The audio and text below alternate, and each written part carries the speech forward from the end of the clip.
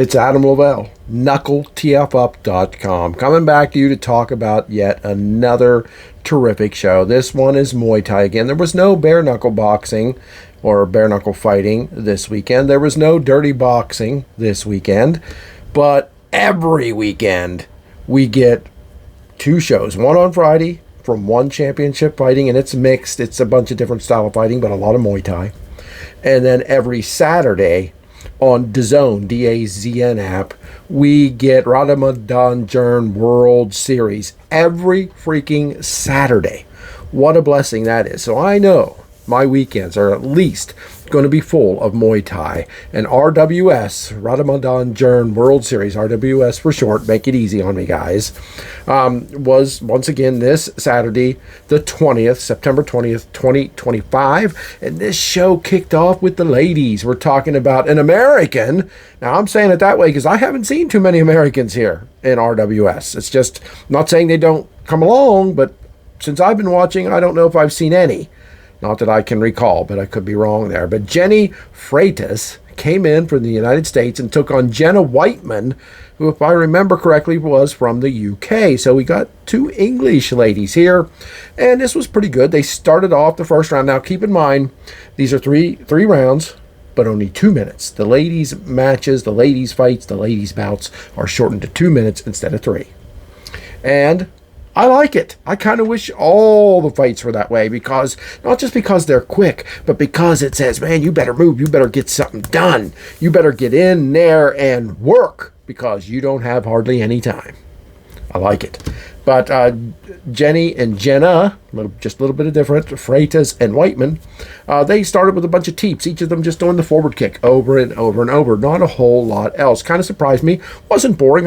If you throw teeps well, front kicks, they can end a fight. I've seen it. So what didn't mean it was boring, but I wish they would have done a little more than what they did in round 1. Freitas came out very strong and controlled round 2, especially with clinches and knees. I mean, she's just clinching and kneeing away. I mean, they will buckle you guys. They didn't here. No one went down here, but knees to your midsection, your solar plexus, that's what can be done inside of a clinch. She also had a huge right hand that landed numerous times on Whiteman. So Freitas, the American, come out and with teats, with locking up and kneeing, and with the overhand right landing, she looked like $1 million here. Whiteman got a hard elbow on Freitas that bloodied her, though. Elbows also, bam, you smack someone in the face with an elbow. If they don't go out, you could end it due to a lot of blood loss due to huge cuts. And Whiteman got a hard elbow on Freitas. But Freitas fought like it didn't even happen. She controlled round 3 as well, just like she did round 2. I saw this, a very good women's fight, very good fight in general. Very quick pace, like I said, 3 2-minute rounds were over before you knew it, and it went to the judges, which again, much like One Championship, this week's RWS, there weren't a whole lot of knockouts here. And that's not me knocking anybody, pun intended, but they are a little bit more exciting than a bunch of finishes. This was your first finish of the night, and the judges saw Freitas as the winner here. But again, I prefer finishes, but this was a solid opening to the show. The women did a nice job. It was a prelim match, of course. The second prelim match, preliminary, if you will, preliminary fight, before we get to the main card, was Parsa in the red corner taking on Rung Kao in the blue corner. This also had a little bit of a slow start, but Rung Kao picked it up, as did Parsa, and both men got solid shots in at each other with some elbows and some side kicks. They were doing some teeps as well. But when Rung Kao missed a leaping knee, it looks cool. I mean, when you run in and leaping, looks like a professional wrestling move, although this is as real as it gets, bitches. You get hit by a running knee, you're going down 9 times out of 10. But he didn't connect on it completely. But because he missed it, Para believed he had him hurt. And he countered that running. He got out of the way and gave him a good shot and thought he had him hurt and went after him. And we didn't really get to tell if he was hurt or not because the bell sounded shortly after that. Fast and furious second round with both guys striking and kicking with solid precision. I mean, these guys came out and struck well, solidly. I mean, their aim was true and their aim was on. It was both of them, but both guys stayed up. I think after 2 rounds, it's tied up, in my opinion. And actually, the judges agreed. Parsa got a round, and Rung Kao got another round. So this fight is going to be determined in the third round, and it was solid. Both men clearly wanting to win this. They were fighting passionately, constant flurries, battles into the ropes. Very difficult for me to say who won this round, but man, it was enjoyable. It's one of those lean-in moments where you're watching and you're just like, damn it, I can't believe no one's going down. The way these guys are striking, the power that they have, both of them just in there like caged animals let loose after one piece of meat. I mean, it was just craziness in the third round, but it's going to go to the judges. I couldn't even predict it. I didn't know what to put in my notes, but after 3 intense rounds, the judges gave the win to Rung Kao by unanimous decision. I'm telling you, I see two guys fight like this, I'm always blown away when someone wins unanimously. I've got to learn, I've got to figure out, I've got to find out what these judges are looking at, what they see. I'm not really upset. It's not the end of the world. And hey, this is the way I look at it.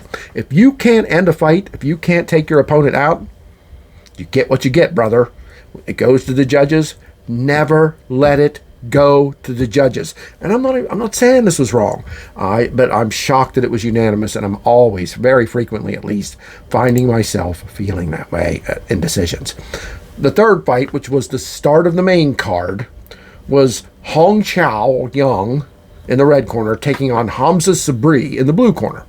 These two tear into each other immediately. Both men bloodied and battered, looking like they went through 12 rounds in the middle of the first round. That's how intensely these two gentlemen, Hong Chao Young and Hamza Sabri, went at it. Look, I take notes to talk to you all about this, and I appreciate the few of you who watch my videos, because I know this is a niche product, watching Ramadan Nern World Series, even though I just didn't say that right again. RWS isn't done by a whole lot of American fight fans. I know that. So I appreciate those of you who do. But like I said, I take notes, but look, I'm just telling you, must-see first round here. They were bruised, they were battered, they were bloody. The judges gave one round to Sabri.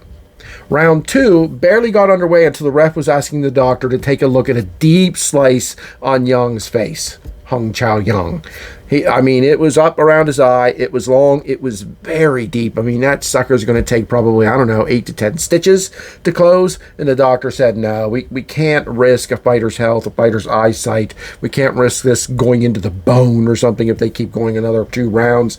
So this was ended right as the second round was ready to go. Get going. It did not get going. It was stopped, giving the win by doctor stoppage to Hamza Sabri. I'm telling you, the cut was bad, and that was the right call for sure. Sometimes you're like, they could continue here. No, it was very bad. Okay, the next fight, the fourth fight, was Muay in the red corner taking on Payman Zulfagari in the blue corner. This is another fight where both men did incredible all first round. There was a theme here. There were a couple themes here in this show. Wasn't too many knockouts. We just had a doctor stoppage, right? Wasn't too many knockouts. But all of the fights saw the guys trying to get a knockout. You know what I mean? And you had that here from Muay and Payman Zulfagari. Both of them were trying very hard to knock each one out, right?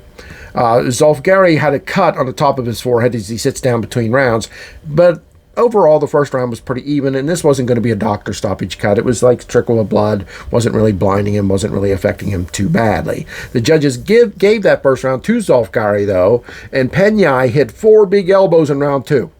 4, remember I told you, just imagine a guy comes in and tomahawk elbows you. Again, a lot of my friends are wrestling fans, and a lot of you know what no selling is, right? Well, there's no such thing as no selling in real fighting, right? If you get hit with somebody's elbow on top of your head and the side of your face, you're going to sell that bitch, right? You are not going to act like nothing affected you. But Zulfagari kept going.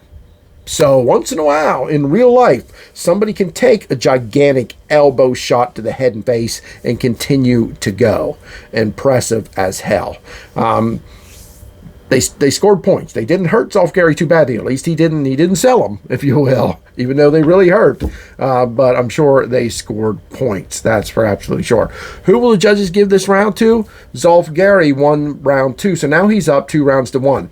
And in RWS, it is judged by each round. So now that meaning Zulfagari is won 2 rounds, and that simply tells you that Muay is now in a position where he has to pretty much knock Zolfgari out to win the bout. And that's just how it is right now. And after a back and forth third round, it went to the judges. The winner by unanimous decision is Payman Zolfgari. Even though the judges saw this as one-sided, I did not. This was another fight where I really thought it was 1-1 going into the third, and the third round would determine it. That was not how the judges saw it. So again, maybe I got to buy a book or talk to somebody online to see what I'm not seeing in these fights. Excellent fight, okay? It not being a good fight has nothing to do with what I'm saying here. This was an excellent fight. But when they announced that it was a unanimous decision for Zolfgari, I was kind of blown away again. Next up on RWS 9/20/2025 was Jackson Barkhouse. Cool kind of name to me. And he was taking on Ritarwada in the red corner. Blue corner was Barkhouse. This one didn't last long. No, not at all. Halfway into the first round, Ritarwada, who was already controlling the fight, hit a massive body blow that sent Barkhouse to the mat, and he didn't get back up. Winner, about halfway through the first round, was Ritarwada. I mean, it must have been one hell of a shot. It was incredible. It was a body blow. When you see a body blow take someone down, was it a liver shot? I didn't really think it looked like it hit the liver. So when you hit someone in the stomach, in the solar plexus, and you take them down and out, you had to be one powerful son of a bitch. So Ritarwada must absolutely be that. And he stands your winner halfway through the first round. Excellent stuff. Short. Not much to talk about, but very enjoyable. The sixth fight from RWS on 9/20/25 was the main event for the interim RWS Stadium Super Featherweight Championship. So the featherweight champion is injured. He's out. He'll return. But since he's out and can't defend his title, and they have a title defense on this show every week, there's one of the titles is defended every week. He can't defend his title. It's not taken from him. It kind of is. Interim titles, you know what they are, right? They're a little hard to explain, but somebody's going to carry the title until the champion come back and they unify the title to have one single champion again, right? And that was the situation here. Nobody's carrying the title. This bout was to determine who is going to become the interim super featherweight champion. And in this fight was a gentleman named Comeback, and yes, that's the name he's going by. That isn't, oh, he's trying to make a comeback. No, that's his name, Comeback, okay, in the blue corner. And he was taking on Kai Pa in the red corner. Both men fought like they want that title. That's for damn sure. This was 5 rounds because it's for a championship. So we got 5 3-minute rounds here. Every round, guys, I don't want to sit here and try to break every round down. Maybe some of you would like me to do that. I don't know. But every round was unbelievable. A little surprising this is a 5-round fight because they went so hard in the first round. You know what I'm saying? Most 5-round fights, not all of them, but too many 5-round championship fights, the first round, sometimes the first 2 rounds are kind of slow. Because really, you don't get into the heart of the matter until you're down to 3 rounds, which is your normal Muay Thai fight, right? It's 3 rounds. So you can take the first and second round to measure, to get a feel for it, to set the pace, right? Not these 2 guys. No, not Comeback, not Kai Pa. They went at it, hot, heavy, fast and furious, back and forth, battling fisticuffs for all 5 rounds. I mean, it was unbelievable. The judges gave the first round to Comeback. I thought that was right, but I thought it was very close. Kick after kick after kick from Comeback in round 2. This guy swung his legs around the way most fighters swing their fists and their arms, right? Now, kicking, of course, is a big part of Muay Thai. But no, I'm not talking about a normal big part of fighting. I don't know if I've ever seen so many kicks in a round than I saw in the second round from Comeback. I mean, this guy just literally hardly ever stopped kicking. Kai Pa did well, but the sheer number of kicks from Comeback was insane. Surprisingly, the judges gave the second round, though, to Kapai. I don't know. It surprised me. I thought all the kicks would win it for Comeback, but no, now we're tied up evenly. I'm guessing because I'm guessing they gave that second round to Kapai because he did set the pace. It was his pace for sure, but he got kicked a lot. I don't know. But they gave it to Kapai because of those, I think, because of the pace. Round 3 was more intense than any other, which is saying a lot because it's been pretty intense.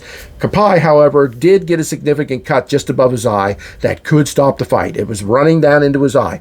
A fighter can't fight blinded, but we can't allow that. These companies can't allow that. The doctors can't allow that. But it was good. He got approved to continue to go. The judges give round 3 to Kapai. So now he's up 2-1. The 4th round seemed like comebacks to me. Kapai seems to be getting a little tired, a little gassed. At least that's how it seems to me. It was still back and forth. It was still not real easy to tell, but I thought, all right, Kapai is getting tired. And it's Kaipa, forgive me. Kaipa is getting tired.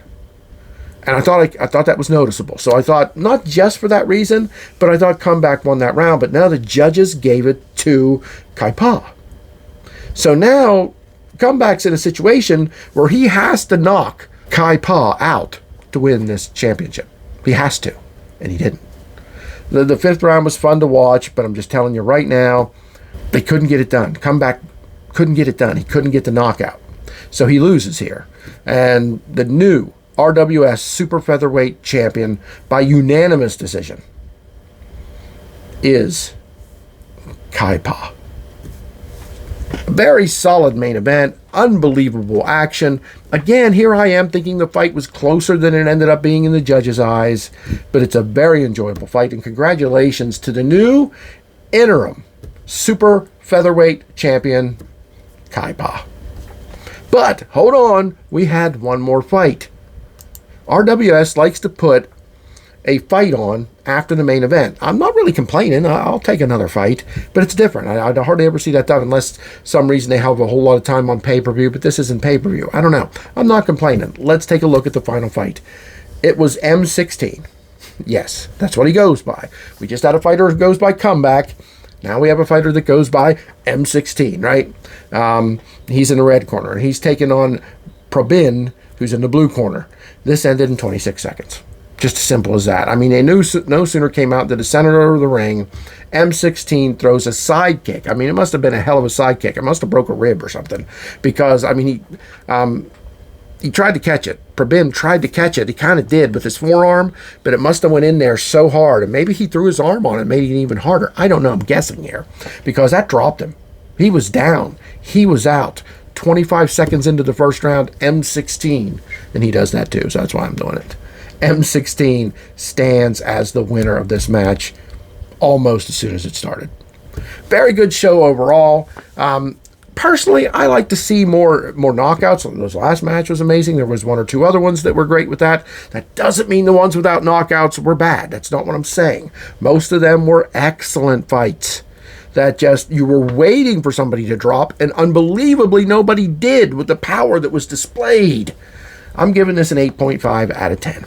Okay, just short of a 9, and that's personal reasons. But I sometimes I love these shows so much that when I score a 7 or an 8 or something like that, I'm thinking those of you who do listen to me and watch my videos, which I so much appreciate, are thinking, dude, how could you rate it like that if you liked it? Because, man, I could rate everything 9s and 10s. That's how much I love this stuff. I'm just trying not to do it. 8.5 out of 10. Great show. Great weekend. And I'll be back again to talk more about Muay Thai, RWS, One Championship, Bare Knuckle Boxing, Bare Knuckle Fighting Championship, and Dirty Boxing Championship, because that's what I do. I love these combat sport companies, and I want to talk about them and get more word out there to people that are looking for the best fighting in the world. I'm Adam Lavelle, KnuckleTFUp.com, and I'll be back before you know it.